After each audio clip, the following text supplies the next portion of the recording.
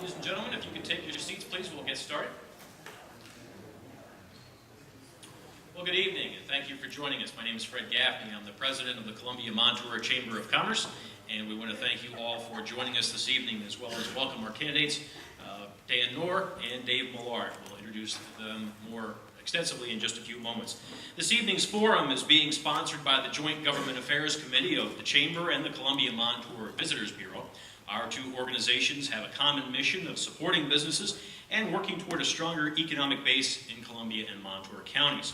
Our committee meets monthly to identify and discuss issues that impact our business community and serve as a unified voice. Recognizing the importance of maintaining positive working relationships with our elected officials, we are proud to bring you this evening's event. We also want to thank Central Columbia School District and Superintendent Harry Mathias, as well as our students this evening, for hosting us.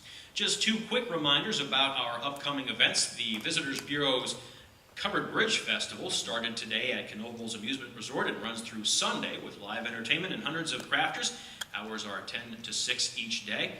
And the Chamber's annual Showcase Business Expo is coming up on Wednesday, October the 24th from 2 till 7. We'll be at Rolling Pines Golf Course and Banquet Facility this year. From home improvement to investing in retirement planning, attendees will learn about the offerings of dozens of local businesses and organizations. There will also be prize drawings each hour. Flyers for both events are at the table as you leave the auditorium. As you may have noticed on the way in, Doug Farley of MetroCast Channel 10 is recording this evening's forum. It will be aired on Channel 10 at various times between Sunday, October the 28th, and Monday, November the 5th. And Doug will also be posting the video on YouTube by October the 30th. So when you go to YouTube, search for MetroCast Channel 10 PA. That's all together, MetroCast Channel 10 PA. And we thank Doug for recording this evening's program. It's now my pleasure to introduce the candidates for State Representative for the 109th District. Incumbent Representative David Millard has served in the Pennsylvania House of Representatives since 2004. In this current legislative session, he serves on 3 House committees: Appropriations, Agriculture, and State Government. He and his wife Rita live in the Millville area and own a real estate rental business and Fabrics Galore on Main Street in Bloomsburg. Mr. Millard is also a long-term director of the Bloomsburg Fair. Democratic challenger Daniel D. Knorr II lives in Bloomsburg and became the youngest person ever elected to Bloomsburg Town Council in 2005. In 2008, he then became the youngest mayor in the history of Bloomsburg in 2008. During his tenure, Mayor Knorr has overseen the creation of the Bloomsburg Area Joint Flood Authority, the accreditation of the Bloomsburg Police Department, and the administration and management of 3 major natural disasters. He also works as an account auditor for Rose Consulting in Light Street. We thank again the candidates for agreeing to be a part of this evening's forum. In case you missed it on your way in, our moderator will be presenting a limited number of questions from the audience. If you have a question for consideration, please fill out an index card, which was on the table as you entered the auditorium this evening, and present those to me. I'll be in the back of the auditorium. I'll be reviewing those questions before forwarding them on. I ask that you please have those questions filled out by 7:30 so we have time to review them and provide them to the moderator. Again, only issue-based questions, nothing of a personal nature, will be considered. And now the moderator for our forum this evening, Steve Phillips, the Executive Director of the Berwick Industrial Development Association. Steve? Thanks, Fred, and welcome here. We're glad to see you here because without you and without the candidates, we could not have a public forum. The Chamber has been a partner in sponsoring these activities since 1992, and we hope to continue well into the future. And you had the opportunity last night to see the JV game on TV, so now I have the varsity here at the public forum. So Tip O'Neill said it right, all politics is local, and we can't get much more local than our state house candidates. Before we started, we flipped for position, and Dave Millard won the toss. Even though we allowed Dan to call it, he just called it rock. He offered me his coin, but I don't know if it was a 2-headed coin or not. So Dave will be the leadoff batter tonight, and then we're just going to alternate as we go through the questions. Orrin, we're counting on you at the 2.5-minute mark to give the flash to the fellas, and then they'll have 30 seconds to wrap up. Our first question. Please view tonight's forum as simply one of a series of interviews for an important public position. If you are successful in your effort to be either elected or re-elected to the office of State Representative for the 109th Legislative District, what are the 3 major goals you hope to accomplish during your 2-year term? David. The past couple of years in Pennsylvania, we've had a budget deficit.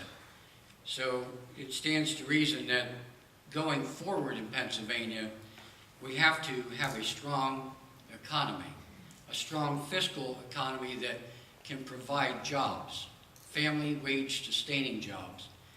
So my primary goal going forward is to continue all of the fine efforts to bring Pennsylvania back out of a deficit situation, to go forward with positive numbers. At the end of the first quarter in this fiscal year, we're $10 million ahead out of a $27.2 billion budget. That doesn't mean that we're going to end the year in a surplus. The past couple of years, after 8 years of the Rendell administration, we've had to tighten our belt. We've had to prioritize the priorities with all of our government agencies. So the number one priority, get back on a fine fiscal program that provides the necessary dollars for all of the programs across the spectrum of all the agencies in Pennsylvania, all of those programs that are present in our communities, our community service programs, and prioritize what we can to put people to work. Secondly, to be supportive of programs that will not only encourage job growth in Pennsylvania, but more importantly to keep people employed, to keep job retention so that we don't lose. In the process of trying to create, we have to keep what we have and try and add to it. So the second thing goes back to the first of trying to provide a stable financial environment, a business-friendly environment in Pennsylvania. The corporate net income tax is 9.99%, the capital stock and franchise tax 1.089. Next year it will drop to 0.089, and that is all in an effort to create that friendly business environment. And third, to make sure that all of the programs meet the needs of our citizens. There's a variety of programs offered through a variety of state agencies. Each one is important to the recipient of those programs.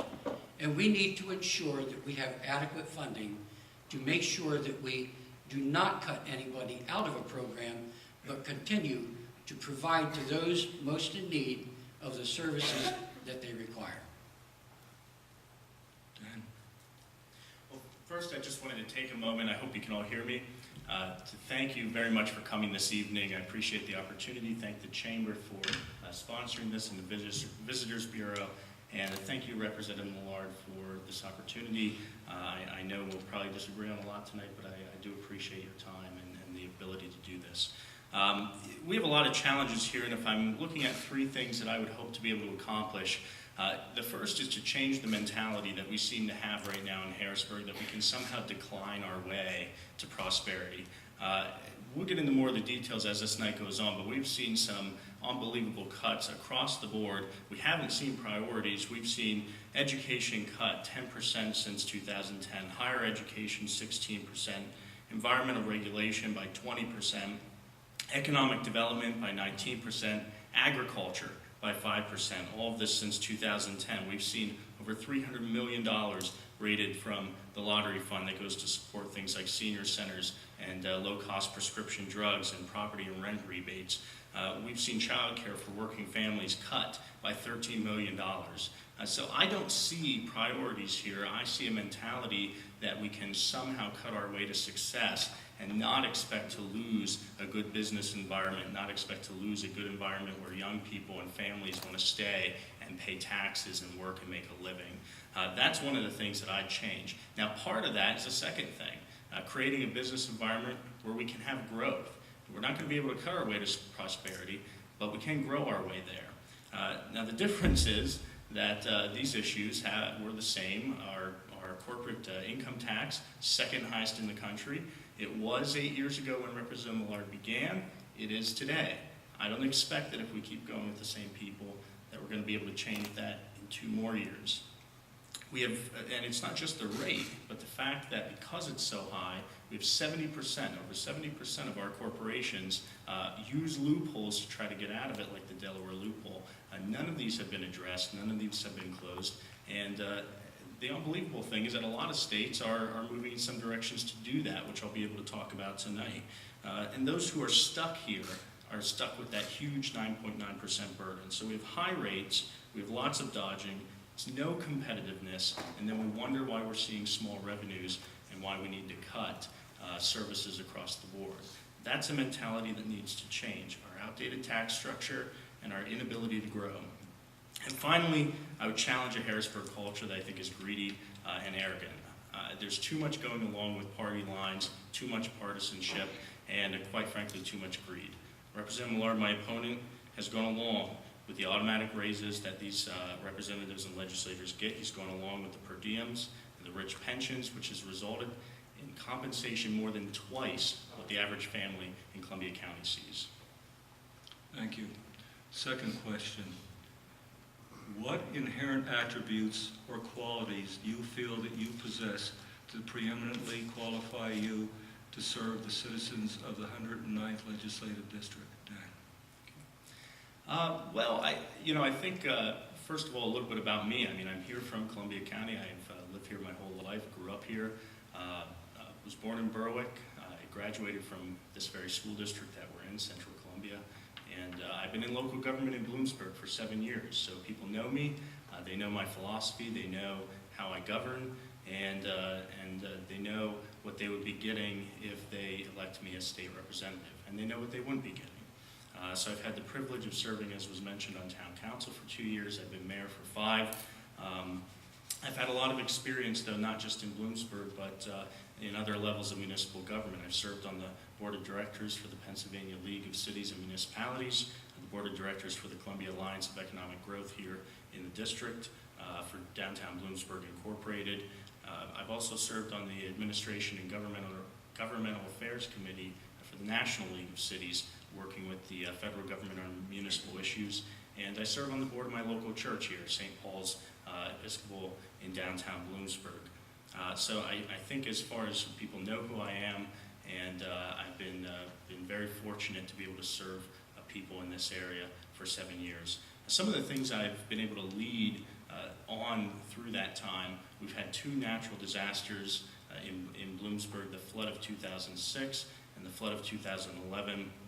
I was able to lead Bloomsburg through those disasters. Through fiscally conservative government, I took what was an $80,000 deficit in Bloomsburg the year before I became mayor. We've had 3 successive surpluses, balanced budgets in the town over the past 3 years, despite the recession and despite the natural disasters we had. And quite frankly, I think we've been able to do a good work in Bloomsburg. We've been able to add about $1 million to our rainy day fund, despite the fact that over 50% of our state's municipalities are in distress. We've gone in a different direction in Bloomsburg, and we didn't use that as an excuse to not do better. So I've found success in those areas in business promotion downtown. We have several new buildings and businesses and housing units in our commercial district. And I've worked to try to tie Bloomsburg University, our biggest employer here in Columbia County, into the town and the surrounding community, most recently with the foundation building that we're looking to do downtown. So I hope that I've been able to work with our partners, with the people in the community, and I think we've done a good job in Bloomsburg. What I'm asking you for tonight is consideration to let me try to change Harrisburg. Let me try to do something there. We know there are problems. They've been the same problems. Prepping for this debate, I looked at the past debates, and the sad thing is the issues are the same. The questions are the same, and the answers are probably going to be the same.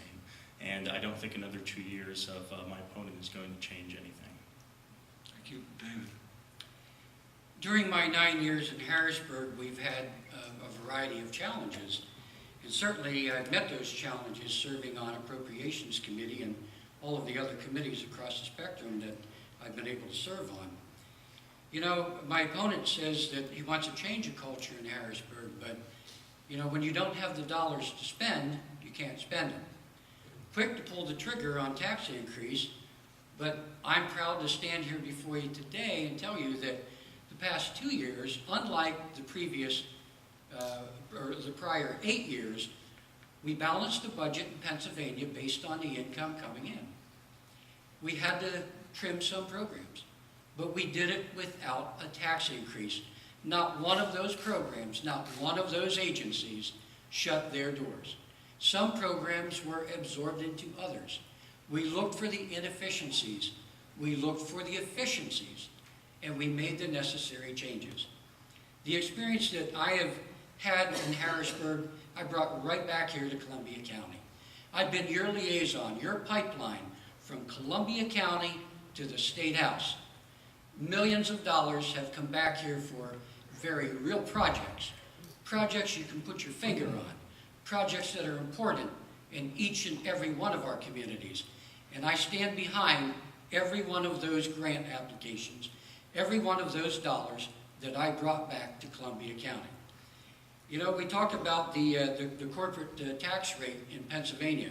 Yes, it's our desire to reduce that corporate tax rate, and we are working on doing just that. However, when you hit rocky financial times, you can't do those types of things that you would like to do, but you look for the good times. The good times allow you to make changes, but when every dollar is necessary coming in, the worst thing that you can do is to borrow your way into prosperity. TBS, tax, borrow, spend. 8 years of that in Harrisburg. And I fought that for 8 years. And I'm proud to tell you again, 2 years under the Corbett administration, balancing a budget, no borrowing, balancing a budget on the dollars that are available coming in without raising taxes. And I think that's a pretty good record to have. And I'm proud of that record. Thank you. Question number 3. Historically, the question of how to address the issue of property taxes has been a major plank in almost every state House candidate's platform for a substantial number of years. Are you a proponent of tax relief or tax reform? Please expound on the reasons why you support or oppose either alternative. And this will be Dave. Oh, I'm sorry. Yeah, Dave will be the leader. Tax relief we have already had and have continued to enjoy in Pennsylvania through the proceeds from the gaming, the casinos. Now, out of every dollar spent, 34 cents on every dollar goes into the state, and it's broken down so much for tourism, so much for economic development, so much for property tax relief. Could we do better there? Well, we'd sure like to do better. But when that legislation was passed, I was a no vote on it because of the dollars that didn't stay in there for property tax relief. The $150 million that was earmarked right off the top for Pittsburgh for a new arena, $150 million to pay down the debt of the Pittsburgh airport, $225 million for the visitor center, the educational center and everything in Philadelphia. You know, when you take those dollars out, those are dollars that could have gone back to individuals for property tax relief. But history is history. The dollars were taken out. The program remains the same with the dollars being divided. There is property tax relief. Would I like to see property tax reform? Yes. We had a committee of the whole meeting several years ago.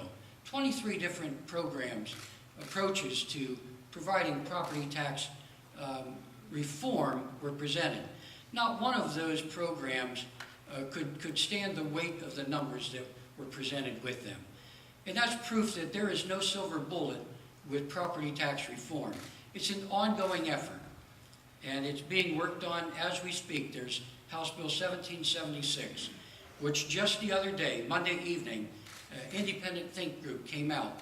I received a lot of phone calls from people saying, why don't you support this? I didn't support it because the numbers weren't there. If you're going to provide ultimate property tax reform, property tax elimination, there's a couple things that you have to realize. First of all, it's very dependent on the sales tax. 1 penny of sales tax in Pennsylvania generates $1.5 billion. If you're going to address a $13 or $14 billion gap in school funding, in addition to the money that's being provided today for school funding, do the math. Figure out how many pennies of sales tax it would take to do that. And in so doing, if you raise it up, now you're higher than the states that are contiguous to Pennsylvania, which clearly puts you at a deficit when it comes to spending for consumer goods in Pennsylvania. And I don't think that we want to do that. I think that we have to keep looking for a mix of programs. It's not going to be one simple program. It'll take a mix to do that. And I think that we're on our way with the gaming dollars. Dan? Just briefly on the last question, I said nothing about raising taxes. I voted against the only tax increase that occurred during my mayoral term. The representative seems to have it exactly backwards. You don't wait for good times to try to find ways to make your business rate more competitive, to try to bring businesses into the state, to try to bring it in line with what the other states around us. You don't wait for good times to do that, because it'll never happen. This is exactly the time that we need to be attracting people and businesses into our community, not in the good times. And if he thinks that we can cut our way to prosperity, the dog's never going to catch that tail.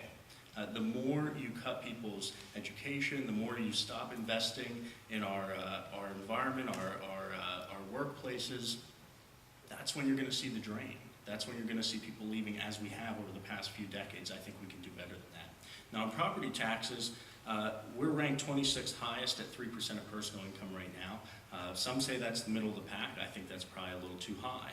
And I think something that's exacerbating the problem, we wonder why we're having this problem every year. It goes back to the state pushing the responsibility of education back on the local school boards, which increases the pressure for taxes. We are sitting in a school district that in the last 2 years alone has lost $800,000 annually. In Columbia County combined, all our school districts have lost $5 million annually in state funding. That is more than the town of Bloomsburg's entire general budget. That is putting enormous pressure, upward pressure, on property taxes. The state can't fix it because they're the problem. They're the reason we're having these. And the sad thing is, PA is already ranked at 42nd in the nation for how much we invest in education. Only 8 other states invest less of a percentage of their budget in education.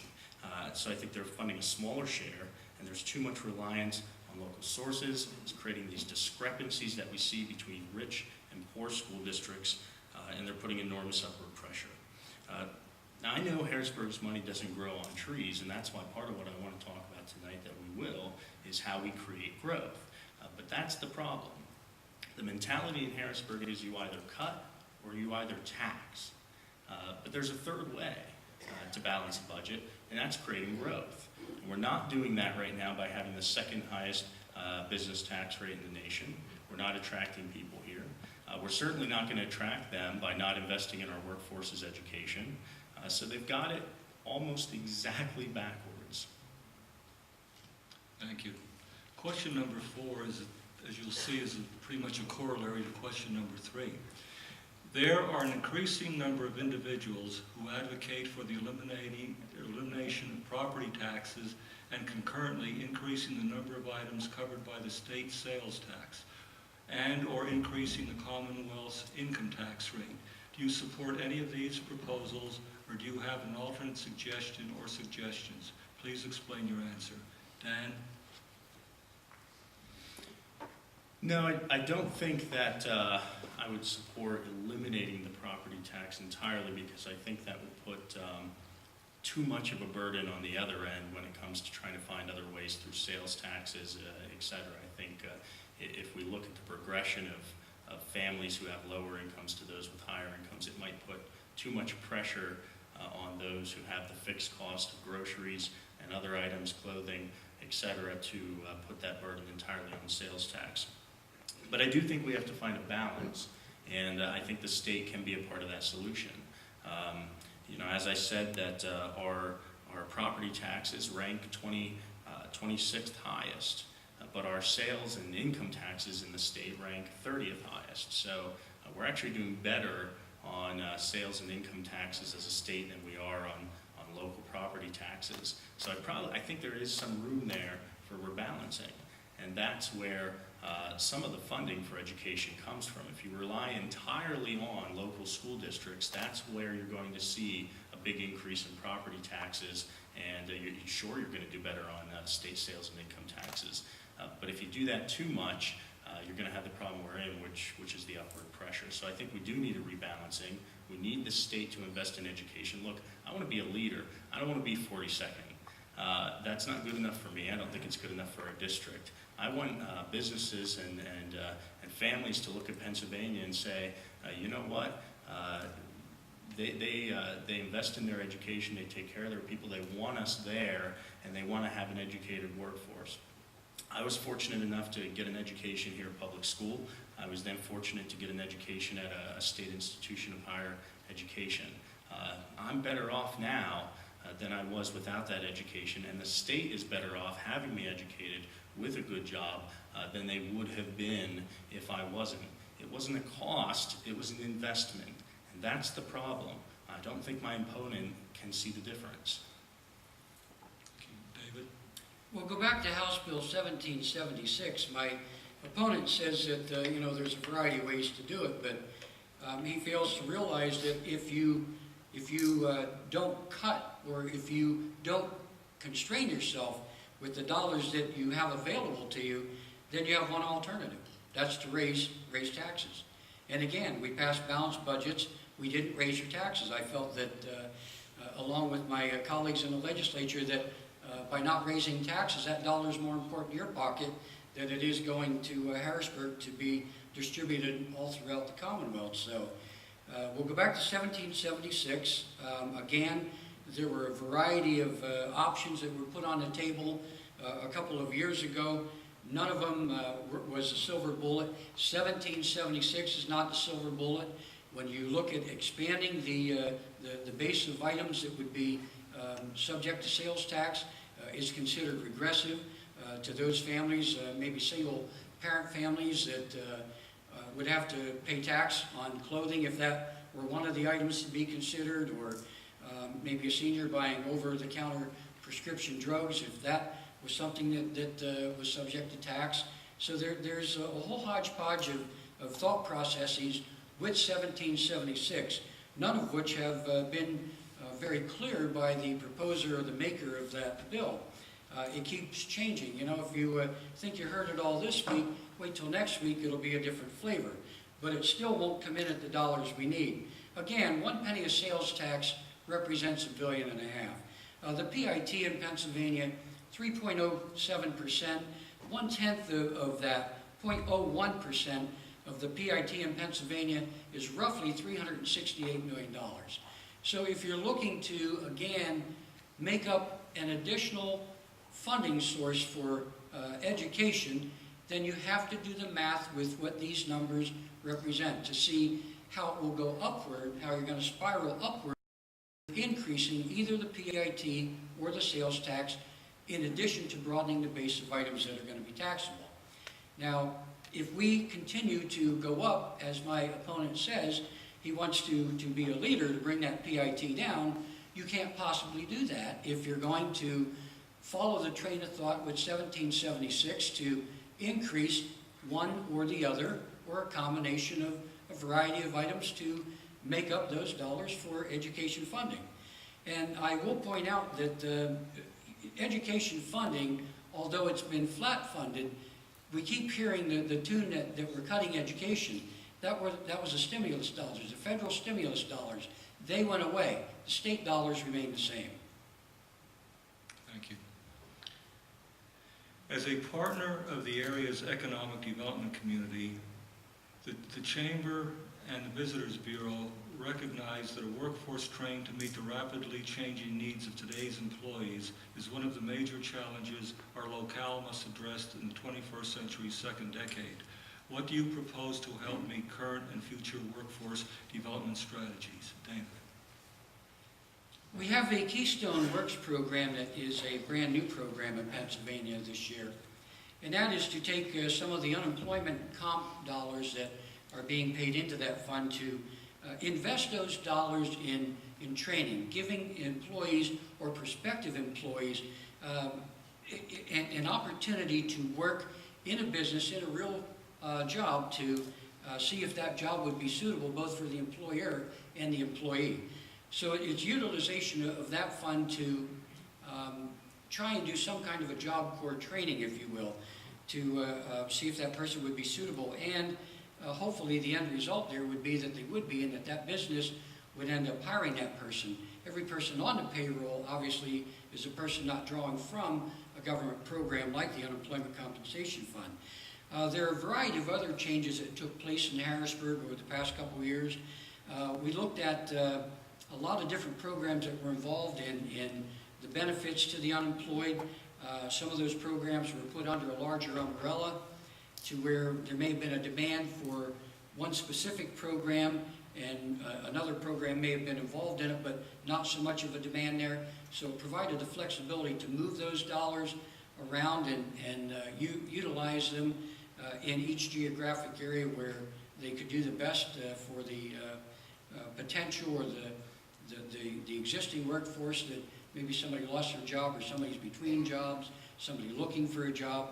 A whole variety of needs would be addressed with that. So I think that we're on the right track with trying to have dollars directed toward putting people to work, again, to take them off of a program that we keep paying dollars out, have nothing coming in, and working hand in hand to meet the needs of industry. Industry can identify what their needs are in the workforce, and it provides a first-hand, one-on-one opportunity for a prospective employee to see what the details of that job are and if they're going to meet the criteria to do that job. So I see that as a perfect marriage, if you will, that we're providing some kind of an incentive to the business to take somebody that needs a job, to provide it to them with a little financial incentive there, hopefully hit a home run with it, that the individual will end up being employed. Thank you. Dan? I just want to highlight some of the discussion we had on balanced budgets and how you get there, because this is a very important difference that I really want to know. The representative keeps going back to the idea that you can either cut or you can either tax. And what he misses is the very, very important third one, which is you can grow your economy. Wealth is not a zero-sum game. I'll give you an example on a local level. With the town of Bloomsburg, this year we added a police officer. Now, we didn't have to raise taxes to add that police officer.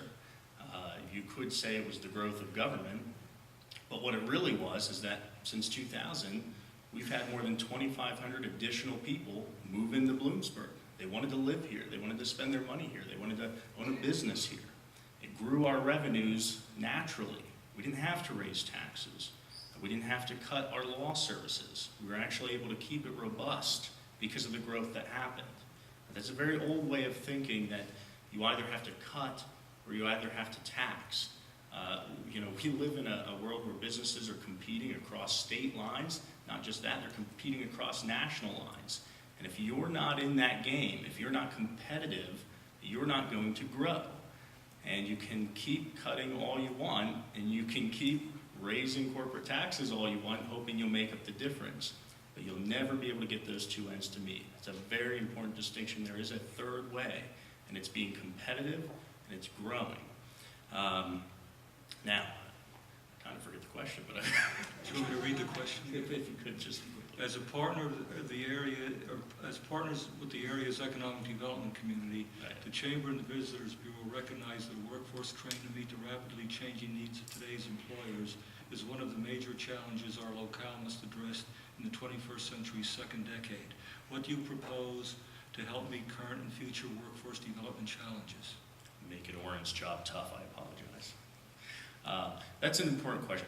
Look, there are some great programs out there that can help transition workers, but the bottom line is, if you think that we can be a part of this national economy without investing in both K through 12 and higher education, with some of the job opportunities are out there, some of the retooling that's needed, the retraining of workers that's needed.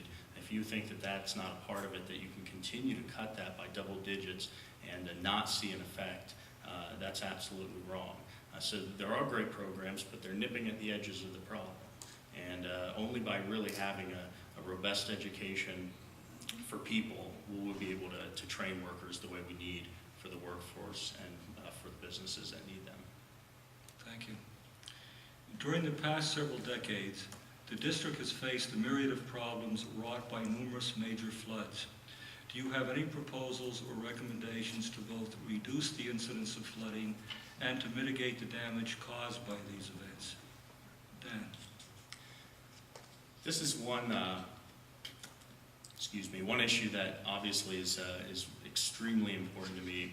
It's been going on long before I stepped into office, but as a town council member, of course, we were flooded in 2006.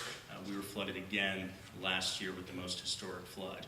And we have had a lot of struggles at the federal level, especially, to try to get a project that would protect Bloomsburg. Now, looking at the county as a whole, we need help. We need some vision. I think there are some very good ideas out there as far as what we could do at a corporate level to protect some of the specific businesses, but I think that also has to come in conjunction with getting some help for homes and getting people either the resources they need to raise their homes or to find them areas to get out of the flood zone. As far as the disaster that we had last year, there are some immediate things that I think a state representative needs to do. And this is difficult, but it's really important to me because I lived through it. I saw what people went through, and quite frankly, one of the reasons that I decided to run, that finally made the decision for me, was the fact that when the chips were down and when this community, in Bloomsburg in particular that I led, needed our leadership more than ever, the last leader, Representative Millard, to reach out, to offer services, to offer help to us was yourself a full week after the emergency started. It's simply unacceptable. It puts us at huge risk, and thank goodness that everybody from Senators Toomey and Casey, Senator Gordner, all reached out and got us the resources we needed. But this position is our first and direct link to the state government. We need the person there who is willing to step forward when something like that happens, when our back is against the wall, and not wait a week. Thank you. David. There have been several efforts by myself concerning the historic flooding that we had. One is the House bill that I have actively working its way through the House and the Senate, House Bill 1916, which just yesterday reverted back to a prior printer number. Originally, when that bill went over to the Senate, and it contained $20 million in there for the Bloomsburg flood wall, which would have been in addition to the federal dollars. Of course, we know the feds aren't going to do it now, so that $20 million is ever so much more important. But to cut through the chase here, it went to the Senate, came back amended from the Senate with a $150 million bond issue. The administration is not going to incur more debt in Pennsylvania. So we had to be creative with how we're going to approach this. The latest story on it was yesterday in rules that bill was taken back to a prior printer number, meaning that it was re-amended, if you will, to strip out the bond issue, go back to where we identified the dollars, and we are currently, since it was introduced quite some time ago, we're going back to validate the dollars that we had identified originally to make sure that they weren't capped for something else. So those efforts continue. I met yesterday with the governor's staff, lieutenant governor's staff, leadership in the House. I have another meeting on Tuesday at 11 with those same individuals to A, get an update on 1916, B, we're continuing our efforts to look for other sources of funding for this project, and hopefully we'll, at the end of the day, come up with something that at the very least will protect 1,000 jobs in our community between two industries. And it will involve a large pie, a lot of segments to it, and I understand that the ink isn't even dry on applications that are being prepared right now as we're sitting here having this gathering. But I do want to go back to what my opponent said, the absence of after the flood. Dan, I didn't think that I had to hold your hand during that flooding.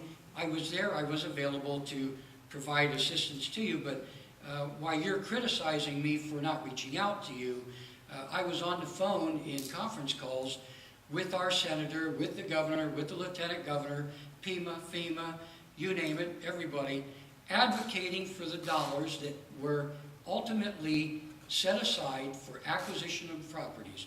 Dollars that were ultimately set aside to mitigate the damages that not only our community, your community in Bloomsburg, but all around us incurred in cleanup. So I don't want to hear that it wasn't available. However, the very day the water came up, you know darn well that I was operated on at Geisinger. That very day, the next day, 7 in the morning, even after having that operation, no recovery, right on that phone, right in conference calls. And I did get back to you, and I know that Josh O'Brien put something on your Facebook concerning me not getting to you. And it was at that point in time, I knew you were going to run against me. Time. Moving on to the next question. Obviously, the 109th Legislative District is not the only area within the state that is confronted with numerous challenges. In your opinion, what are 4 of the most pressing issues this particular district's representative must address? Please explain the rationale for your answer. David. If you look at the state of Pennsylvania and you put a T-bone steak on the state, that's rural Pennsylvania. That's 1/3 of the representation in Harrisburg, whether it's in the Senate or whether it's in the House. Our rural section of Pennsylvania is something that has a lot of things in common with the other 2 segments of Pennsylvania, but a lot that's not common with them. We don't have mass transit that a lot of the other areas have, so that's not really something that we pay a lot of attention to when those programs come up, although we're interested in shared ride programs, and the list of commonalities, the list of differences goes on and on. But you've asked me to identify 4 things. One is, again, to encourage the growth of our industrial parks, a new one that's being constructed as we speak outside of Light Street, looking at the vacancies that may exist in some of the existing ones, looking at our brownfields so that we have brownfield development, redevelopment, if you will, all in an effort to provide jobs. So jobs are number 1. Secondly, to go along with that is to create that business environment that will bring those businesses in. You know, we're in rural Pennsylvania, but we have a unique situation here in Columbia County where we're at a crossroads. We've got Interstate 80, a major artery, to get goods from rural Pennsylvania, from a manufacturing facility in rural Pennsylvania into the metropolitan areas where they can be marketed. So we've got the infrastructure. We need to keep improving on that infrastructure. So it's a multifaceted thing. Creation of jobs, retention of jobs, creating a business-friendly environment through taxation, lowering and trying to encourage the lowering of the tax rate structure so that it will encourage business to come in, highlighting our workforce, the experience that we have, highlighting our infrastructure, that they know that we're a great area with these facilities that are available. And third, to keep providing the services that are ever so important, not only in our community, but every community. And some of those services do involve education. And my opponent mentioned before about cutting education dollars, and I want you to know, I want him to know, education in this area was originally slated to be cut 54%. Through my efforts and many others, especially those of us who have a state institution of higher education in our midst, we took that 54% down to 18%. And I think that's a significant number there. Thank you, David. Dan. I think that a couple of the issues specifically that we'll have to face here in the 109th district, certainly keeping the jobs we have is one of the first priorities that we need. We do have several wonderful manufacturing facilities here. We have a lot of hundreds of jobs. Geisinger now a part of the district with the purchase of Bloomsburg Hospital. But some of that's going to take some creativity. and it's going to need some investment. One of the examples the representative brought up was the challenge we have of getting flood protection for local industry is that this state government is not willing to take on any debt. Now, there are some very good times to not want to take on debt. But if you're looking at an industry that has a payroll of $50 million, if you're looking at an industry that has 800 employees that live and work in the district and pay taxes, if you're looking at an industry that if it moved, would move out of state, possibly out of country, if it closed, it wouldn't exist at all. If you're looking at that and you're only seeing the debt side, that's exactly the problem that we have in Harrisburg right now. Again, I'll go back to a local example. We have a relatively new fire department in Bloomsburg. It's a great facility. It happened before my time, but we brought several different fire departments together. We're still paying the long-term bond on that as a town. Now, do I see that as a wasted expense? No, I see it as an investment in our community, into its safety. So if we want to keep the jobs we have here, we're going to have to invest in our community. We're going to have to invest in our roads and our infrastructure. And that is going to take some long-term funding, but it can be done. I think the second thing we have a lot of senior citizens in this district, and it's an extremely important issue to a lot of people. I don't think Representative Millard has been as friendly to senior citizens as he likes to portray. In the most recent budget, we've seen the continued raiding of the Pennsylvania Lottery Fund, which is supposed to benefit older Pennsylvanians, over $300 million. There was an article in the paper about it. Those funds should benefit senior centers and low-cost prescription drugs, long-term living services. That's money that's taken out of there, put into the general fund to try to plug holes because of the failure of government to really be able to get any growth happening. That's a big concern of mine. And agriculture. Agriculture is a huge part of our community, the tapestry of Columbia County. And it too has seen cuts, 5% since 2010. So I understand the need for priorities, but as far as I can tell, the only priority that there is the legislative pay, their own benefits, which are the most expensive in this country.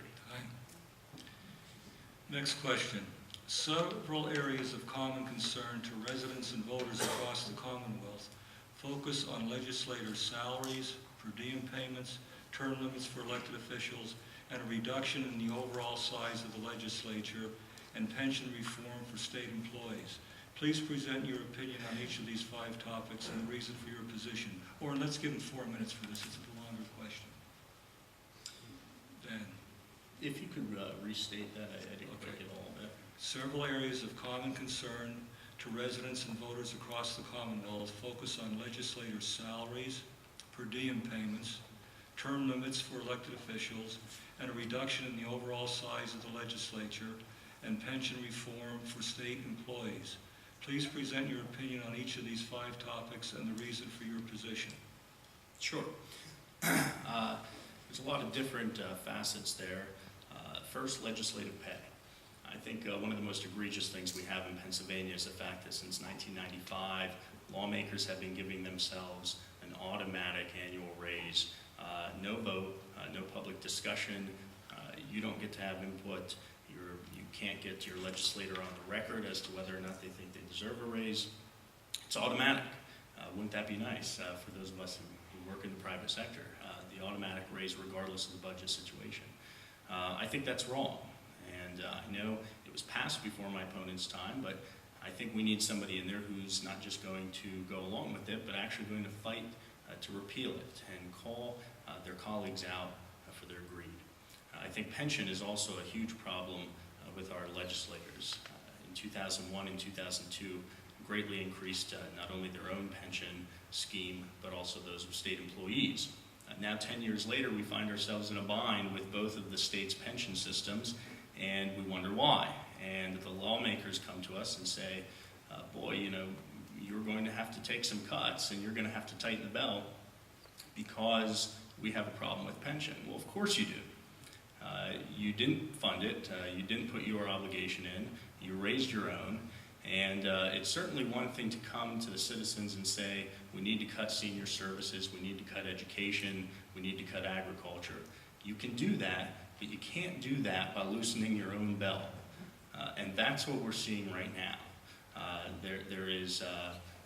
There's no moral authority in the legislature to come to Pennsylvanians and say, there's just not enough for you, because they are reaping these benefits. The result is pretty predictable. We have the most expensive legislature in the nation. That sounds like a statistic, but when you really think of it, it's embarrassing. 42nd in funding education, but number 1 in the expense of our legislature. That is something that I would be embarrassed about.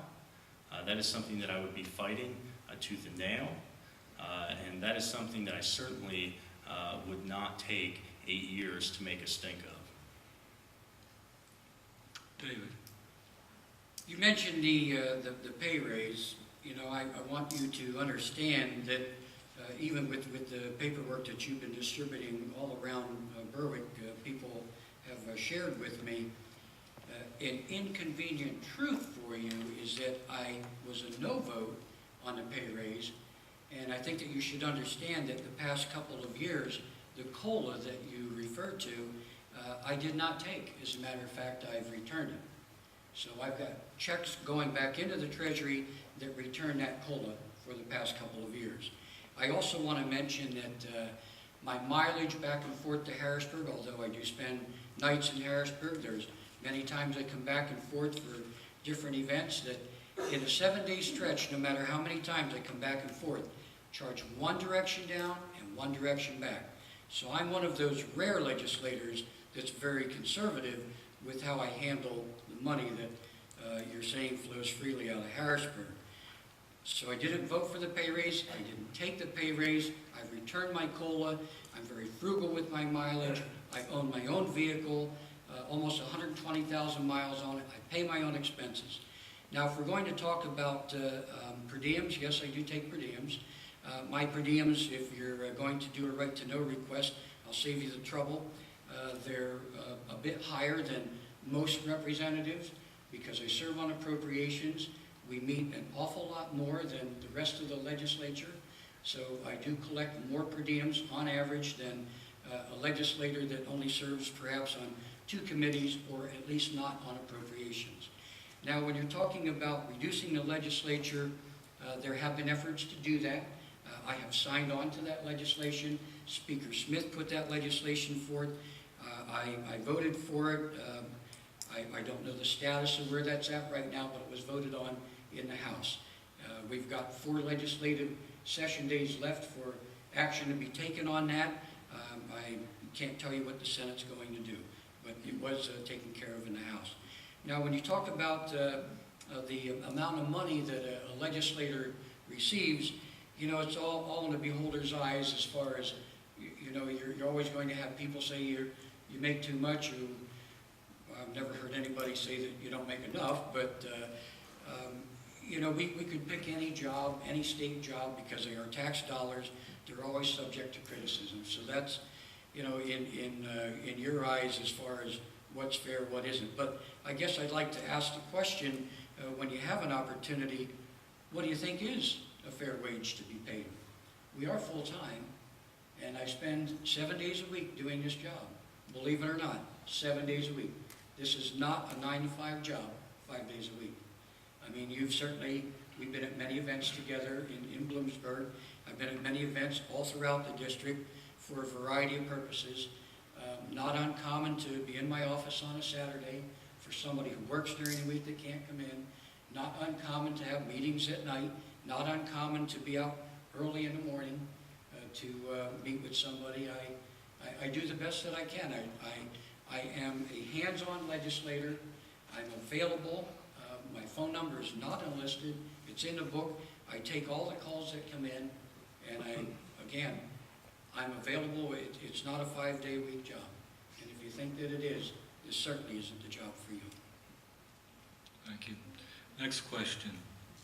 Many area businesses have complained about the rapidly increasing cost of their employees' health insurance premiums. What measures do you advocate instituting to aid in addressing this important issue? David. With regard to insurance premiums, there's a lot that's being considered at the present time. One is Obamacare.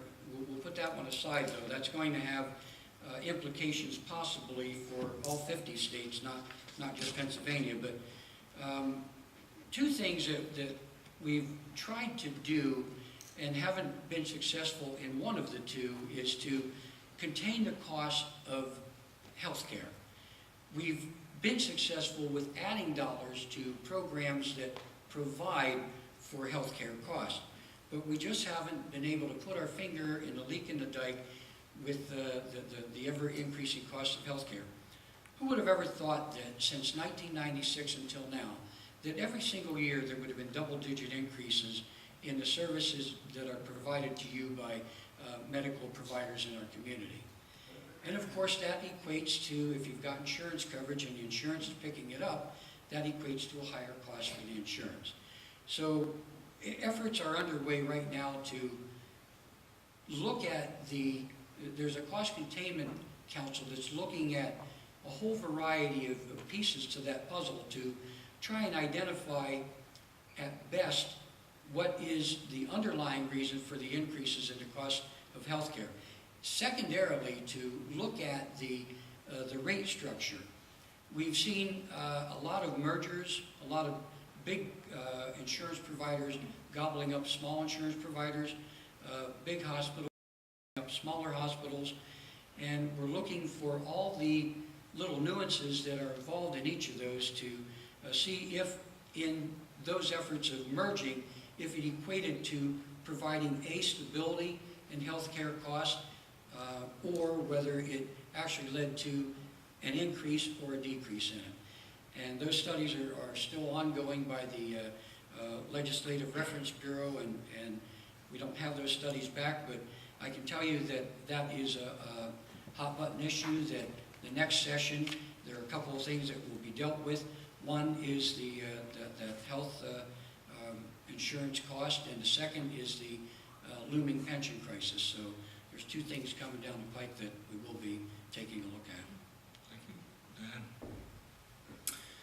As far as the legislative compensation, as moist as my eyes get when I hear how hard you work, a lot of folks out there work hard. Look, this isn't just the beholder's eye. This isn't me not being objective enough. This is the most expensive legislature in the nation. It's not a beholder's eye item. That's a fact, and I think that's excessive. If 49 other states can do with less, I think we probably can too. Now, when you're looking at twice of the compensation of what the average household in our district makes, that's not a beholder's eye issue. That's a little excessive. And when you're looking at over $15,000 of per diems in 1 year, that's not a little bit of a per diem. That's excessive. That starts to push the salary and the compensation and the benefits over $100,000. And the nice thing that they do is they make a big show of giving back the raise. They don't want to get rid of it in the first place, though, because then it wouldn't add to their pension. It wouldn't factor into what they're going to get after they retire. And so to me, no, I'm sorry, it's not a sacrifice. And it's not a sacrifice to vote against a pay raise when that just happened to be the one pay raise that they actually were foolish enough to bring to a vote. The rest are hidden, they're automatic, and they're no vote. So this isn't a beholder's issue. And as far as what I would do, I don't want to get too crazy with this. Let's just stop the bleeding. Let's get rid of automatic raises, first of all, so we don't have these continuing to increase, pensions that continue to increase. Let's move the legislature to a 401k plan. Let's lead by example. If we want the public sector to do that, like most of us in the private sector have, let's start with the legislators. Let's see them do that. Let's see them actually lead and say, you know what? We want this for the state. We think this is a solution for our pension crisis. Let's be the first to do it. These, sadly, are far reaches, and they're going to be tough, but I'm committed to it, and I'm committed to doing it and getting it done. I'm not trying to make you broke, but this isn't the beholder's issue. This is a real problem. Now, on healthcare, just real quick, I have 30 seconds. One of the biggest things is we had another cut, adult basic, completely demolished in 2011. It served 40,000 people who didn't qualify for Medicaid, but they weren't making quite enough to get by on their own. Doesn't exist anymore. 10% of people in Pennsylvania do not have health coverage. Now, the national law kicks in 2014. Time. I'll deal with that later. I would ask with future questions, you refrain from deviating from the question. Please stick to the question that is asked. Monies obtained from the tourist trade is oftentimes an overlooked source of economic development revenue. Therefore, what programs would you retain or implement to aid in generating additional revenue from the tourism industry? Dan. I think that, certainly it ties in with having, a robust economy. Ties in with keeping our parks and recreation something that people want to enjoy, working with businesses. But to be honest, I see a very limited role, for government in this. I think we set the playing field, in the town of Bloomsburg. We try to encourage volunteerism, people to help with park expenses. We have a downtown Bloomsburg Incorporated division that does our business promotion, and that is a partially government-funded entity. We fund the salary for the individual, that's the manager, but then we ask them to justify what they're spending and what they're doing with it, and to go out and seek funds and donations to try to promote the business community and promote Bloomsburg as a destination. So, I think the government's role here is really to set that stage, to build the stadium, if you will, but the actual game needs to take place by businesses and by individuals. If you're setting the right stage, then I think you'll have a successful business community. If you're competitive, you'll have people that want to come here and live here and work here and visit here. And if you're not setting the right stage, if your taxes are too high, if you're not investing in your community, then you're going to run into problems. But as far as tourism and business and wanting to come here, I think that has to be organic. Thank you. David. Agritourism is the #1 industry in Pennsylvania. And prior to a couple of years ago, dollars were taken out of gaming that were allowed for the promotion of tourism in Pennsylvania. Those dollars have been very restrictive, if not at all non-existent. So there's been a revamping of looking at the tourism industry in Pennsylvania. Representative Stern has legislation that I co-sponsored to establish a tourism commission in Pennsylvania, which would allow us, with equal footing with the other states around us and even those that are not contiguous, to explore all the benefits of promotion of tourism. In the process of doing that promotion to bring people in, put heads in beds, you also have to invest or reinvest in what are some of the natural gems that we have in Pennsylvania that we can promote, such as our state forest and our parks and our lakes and all the natural things that some people would enjoy. We have great biking trails. We've had a lot of success with the Rails to Trails program.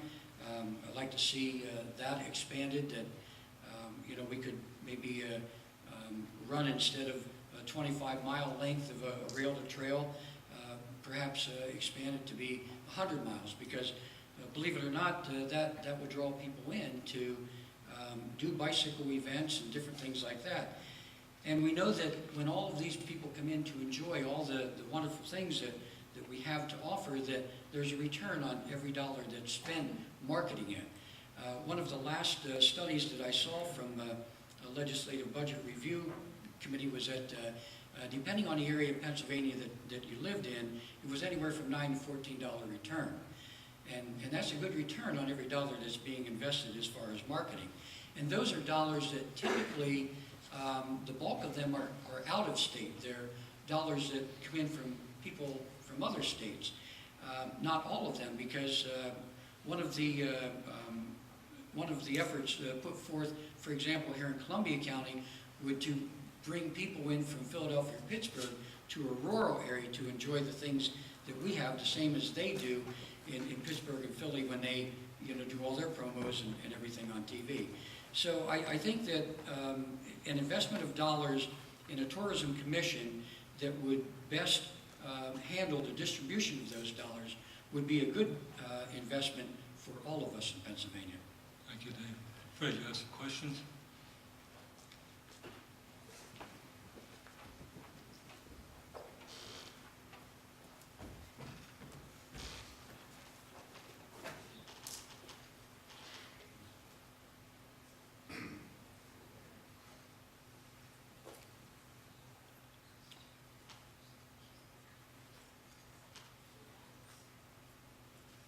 Must be a tough one.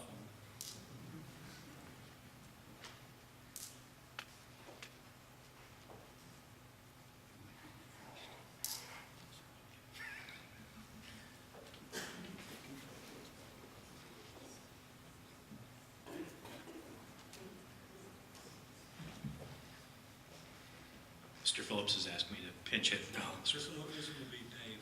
Be leading off. Okay. And thank you for the nice penmanship, by the way. The Jerry Sandusky tragedy has reminded us that PA needs to do more to keep our children safe. A resolution is being proposed to request a federal probe of then Attorney General Corbett's handling of the Sandusky matter. Would you support this resolution, and how would you make our state safer for children from abuse? Dave. There's a lot more to that resolution than meets the eye. That resolution was proposed before the House yesterday, and that abruptly ended the session yesterday, where the Speaker didn't even gavel us out of session. He didn't entertain that resolution. It ended session as we knew it. The resolution is not only an attempt on the surface to do an investigation, a federal probe, but it's an effort to call Corbett on the carpet, to embarrass our governor, to call and question the length of time it took him to, or his department to bring Sandusky to trial. A lot of innuendo in that resolution that would lead you to believe that that was all held back for political purposes on the governor's position with how he handled it, and no, I won't support it.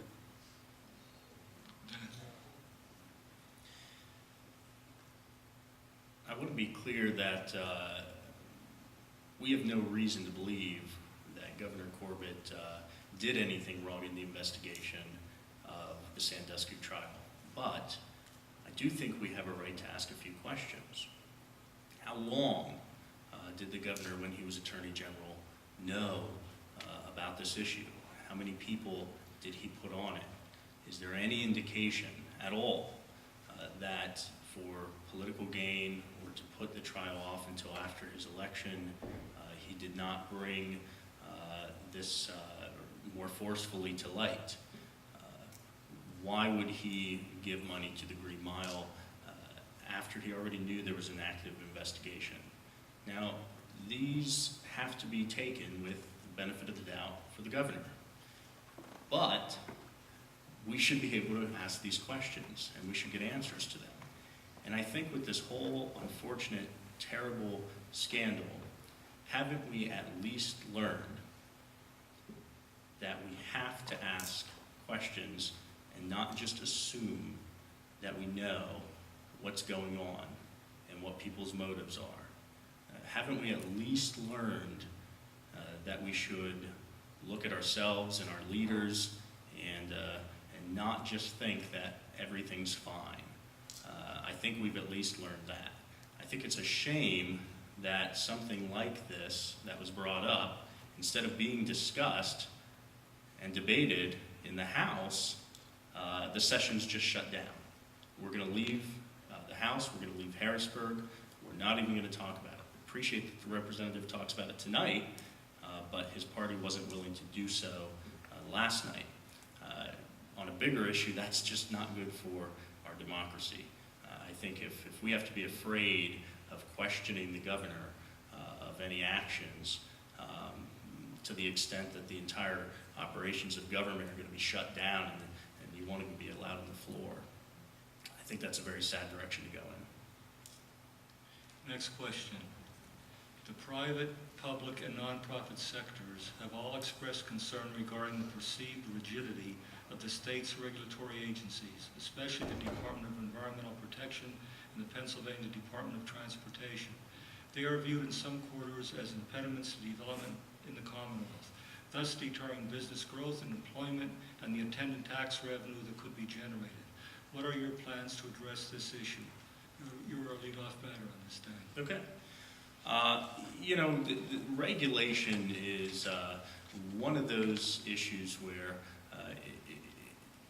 you really, really have to find a balance. And sometimes we're being told by both parties, we have one party, my own, that tends to want to over-regulate, and the opposite party that sometimes thinks we can do without that. Now, I've learned as mayor that reality is extremely complicated.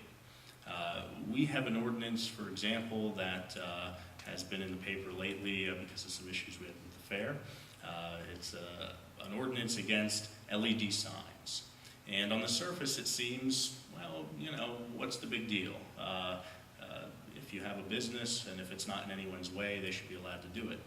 But if you're the homeowner that happens to be right across from that sign, your property value might have just been wrecked because you have something very bright and very intrusive right across the alley from your home. Those are the things we have to balance. At what point do you say we're going to regulate, and at what point do you say we're going to give the benefit of the doubt and lift the regulations? There's no doubt in my mind that the less regulations you have, the better the business environment, that's for sure. But you have to balance that with the fact that sometimes you want to make sure you're protecting people's homes and their properties. One example is with the natural gas issue we've had lately. Part of the act for the severance tax was absolutely terrible, and thank goodness it was overturned by the state Commonwealth Court.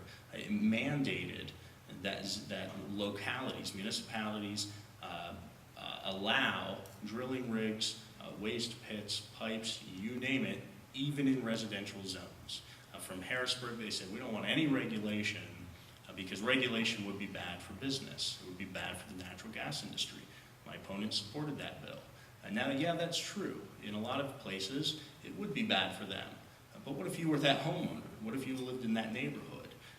Do we really think that there shouldn't be some sort of zoning, some sort of regulations on how close that could be to people who've made probably the biggest investment in their lives, in their homes and in their properties and in their property value? Shouldn't there be some sort of a balance there? That's the problem. There's another issue with that, which is how does Harrisburg think they can govern on that minute of a level? I think things like that, zoning issues are always best when they're closest to the people. So that's an example of something where you lift regulation. Yeah, you're benefiting one person or one industry, but you could really be doing a lot of harm to other people. I don't think Representative shows good judgment on those issues. I did support the legislation that my opponent references, and I'm happy to tell you that there have been tens of millions, $100 million plus that came in as a result of those wellhead fees and a number of jobs that have been created. Now, with regard to the regulations, yes, we have to be very careful. There has to be a very delicate balance with regard to regulations. We want our state agencies to be user-friendly. We don't want them to be un-user-friendly. And with regards to the preemption of the local regulations that he's speaking with regard to the drilling, we faced a situation where there were some, same with the acre legislation of a couple of years ago, where certain townships want to be so onerous with their regulations that they completely block an industry or block an entity out and put them out of business. All that we ask them to do is to do it with an open mind, that, you know, look at it with common sense, that if they're going to regulate something, that you do it in a prudent manner, that you don't do it with intended harm to the industry, where you're going to knock out a tremendous horizon of an industry coming in to Pennsylvania to do business. I think that we all felt that it would end up in court and that it would lead to further discussion. A lot of times in legislation, it doesn't contain everything that you would like to have, but at the end of the day, when it's the best package that you have that's going to get the votes one by one to put it over the top, well, then that's what you have to go with. And that's how a lot of legislation is passed. You know, it's not passed in miles, it's measured in inches, inch by inch. And I think that that's a perfect example there, where the end result of bringing industry in Pennsylvania was greater than whatever perceived harm. And I know there were a lot of people that complained about it and everything else, but I don't know of anybody out there that wanted to not have some regulation. But I knew a lot of people who didn't want to have overburdensome, willy-nilly regulation throughout a variety of townships.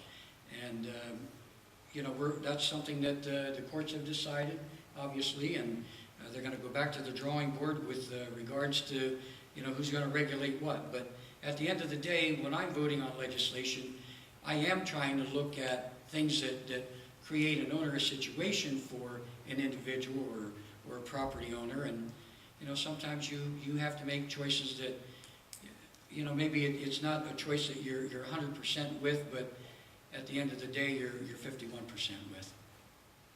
Thank you. Our next question. Are you a proponent of reducing business taxes in Pennsylvania? If you respond in the affirmative, please indicate which ones you propose reducing and the reason why. Dave.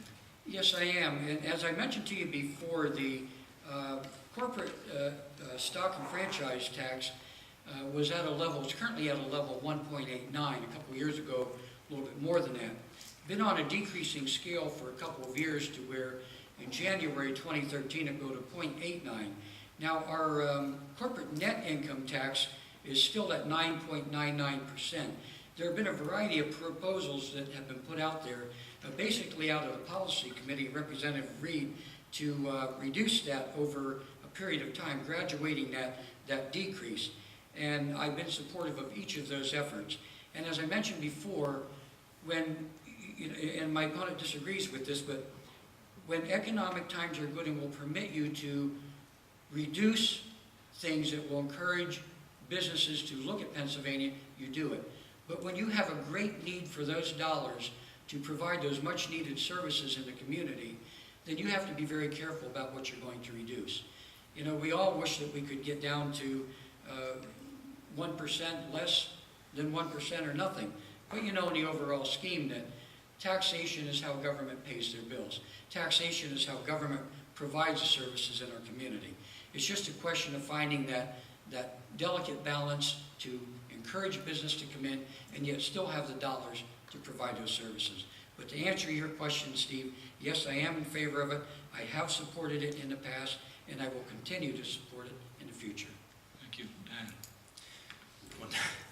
If you folks believe that government is going to reduce taxes when the good times are rolling, then boy, you haven't met some people in Harrisburg. That's just not how people tend to operate in government. It's a shame. It's the wrong way to operate. Look, 71% of corporations right now pay no corporate net income tax. Why? Well, again, it's the second highest in the country at 9.9%. They're finding loopholes. And not only do we have a high tax, but we have a lot of leaks where people are finding ways to not pay it. An example is the Delaware loophole. You might have a business where they set up Company A in Delaware, and they put all the trademarks with Company A, and then they set up Company B in Pennsylvania.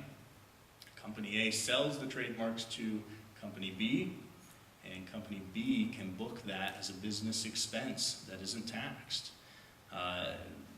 That's not good, but that's what happens when you have a high tax rate.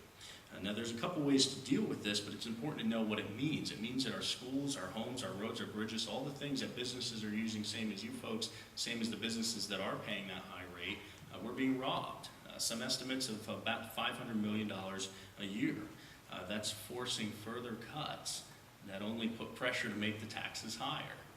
So that's not a good situation. It makes us uncompetitive, it's unfair to residents, and it's unfair to the businesses, usually the homegrown in-state ones that aren't large, can't compete across state lines. They're the ones that are paying that high corporate tax rate. There's a couple solutions that I think I'd support looking at these. One is what's called a commercial activity tax, something Ohio implemented. This is basically an annual tax that they impose on the business actually transacted in PA. Bloomsburg has something that would be pretty similar to this with our gross receipts tax, where if you're a business that operates all throughout Columbia County, we tax a little bit of your activity that takes place here in Bloomsburg.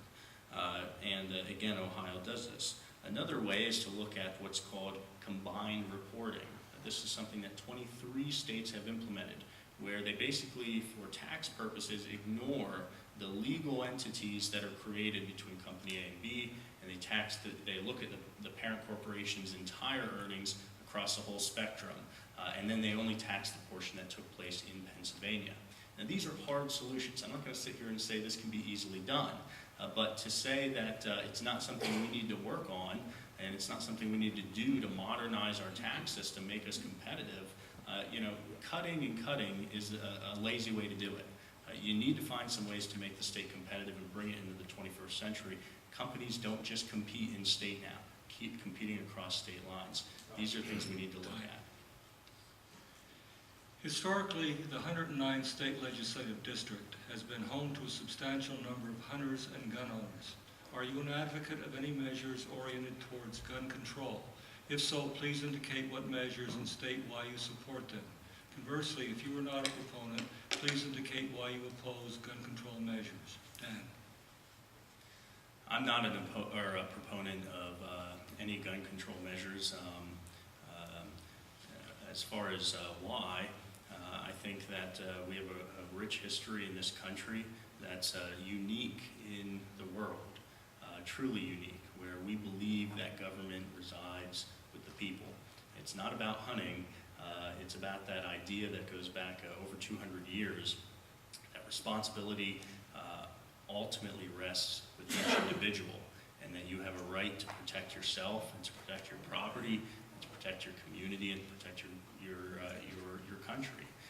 That's something that is really all tied up in the idea of the Second Amendment. It's not something I'm interested in changing. It's not something I'm interested in nipping away at. And I suspect that's probably one of the rare areas tonight where you may find some agreement here between myself and the representative. David. I'm not in favor of gun control. I signed on as a co-sponsor to the Castle Doctrine legislation, which was one of the first 10 bills that was passed this legislative session and signed by the governor. With regards to hunting and gun control and everything else, the only thing that I would have a concern with is Sunday hunting. I am opposed to Sunday hunting, so I would not support efforts to have Sunday hunting. But all other activities, the other 6 days of the week, with regards to the guns for recreation and other purposes, I'm certainly supportive of. As a matter of fact, I just received notification today that the NRA is endorsing me and have given me an A rating based on my support and my votes in the past concerning legislation of this type. Thank you. Well, we've come to that point. I know you're sorry to see it come. It's going to be the last question. Everybody wants to stay here for another hour. But I guess I'll be the ogre and only ask one more question. This is an opportunity for our candidates to get one more bite of the apple and get your vote. So this will be a freewheeling question. We'll give you each 3 minutes to convince the good people of the 109th District why you're the person to send to Harrisburg. And since Dave went first with the first question, we'll have Dan go first with the last question. Again, I just want to thank you all for your time tonight. Oh, I'm sorry, did you say me last? No, no. You go first with the last question. Oh, I'm sorry. Oh. Don't almost- take that as a necessary Oh, over. yeah. The debate was almost over a few. Pretty hot. Yeah. I'll end really where I began. Again, I thank you for your time. I really appreciate it and getting to share some of my concerns about the direction we're going in. Again, I think that we have a long way that we can go here in Pennsylvania. We've had 8 years with Representative Millard, and we continue to see property tax as an issue. We continue to see cuts to the things that we hold dear here in Pennsylvania, whether it's our education, our children's education, our environment and protecting it, economic development and agriculture. We don't see any kind of strategy or investment for growth in the future. We're not competitive with other states. We have high taxes. We have an outdated system of collecting those taxes. And we are constantly being asked to sacrifice and sacrifice because of this lack of leadership, because of this lack of vision, and this lack of creating a better economy for us. And the only people that the legislature is not asking to sacrifice are themselves. They're the only ones. And I've had the privilege of meeting probably literally thousands of people over this past year. It's been an unbelievable experience. I've done a ton of door-to-door, lots of phone calls, lots of events. And the one thing I see is that they don't feel it's all their fault. They don't think they should be the only ones that have to lay on the altar of sacrifice their children's education, their parents' senior citizen benefits. They don't think they're the problem, and they're being made the problem by this legislature. I think the problem is that they've run out of ideas. We hear tonight that all we could think of was either cutting or taxing. Well, I think that in the dynamic country we're in the world we're in, wealth isn't zero sum. You can actually attract people, you can attract business, you can attract investment, you can grow your revenue organically. We've done it in Bloomsburg on a small scale, and I don't take it as an excuse that we're in a recession. Over 50% of municipalities are distressed. We didn't take it as an excuse in Bloomsburg. It shouldn't be an excuse in Harrisburg. And finally, I think just the culture of Harrisburg needs changed.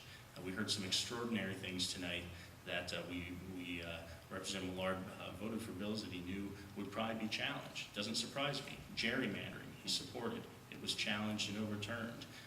Voter ID, he supported. It's been challenged. It's been put off for 2 years.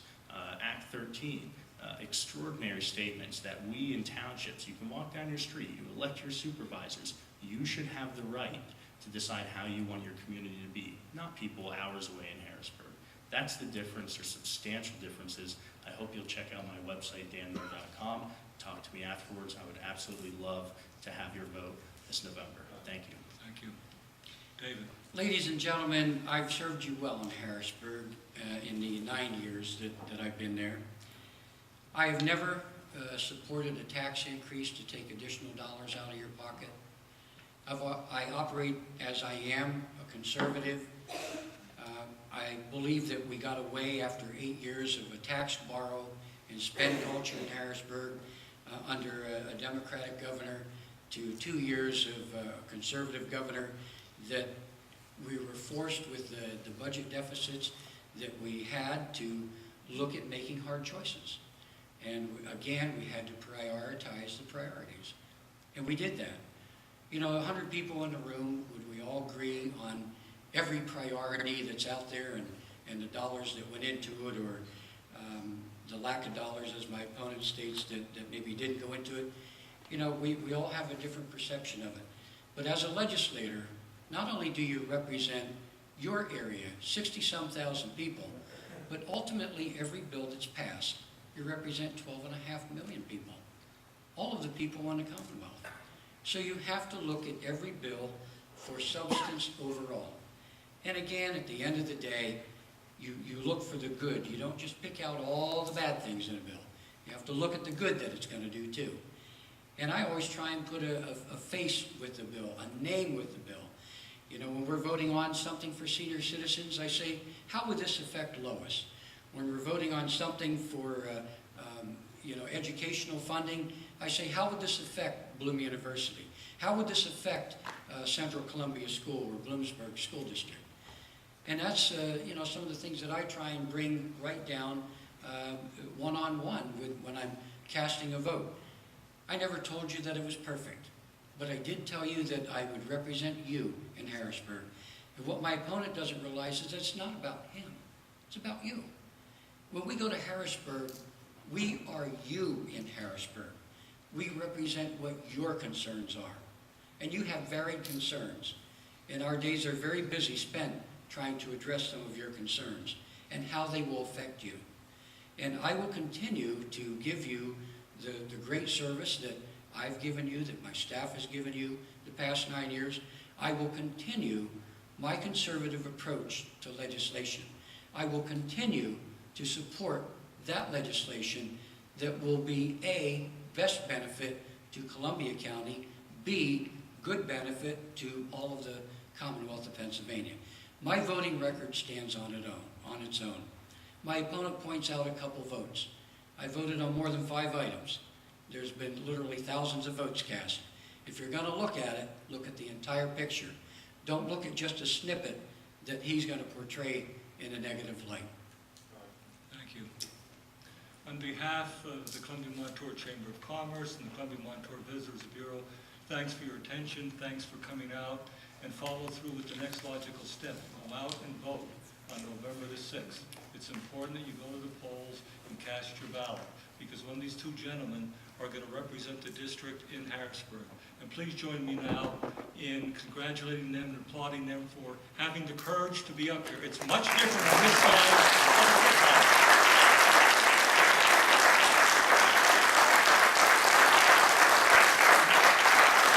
Thank you. I'm sure they'll be happy to talk to you after this session and have a safe trip home. Good night.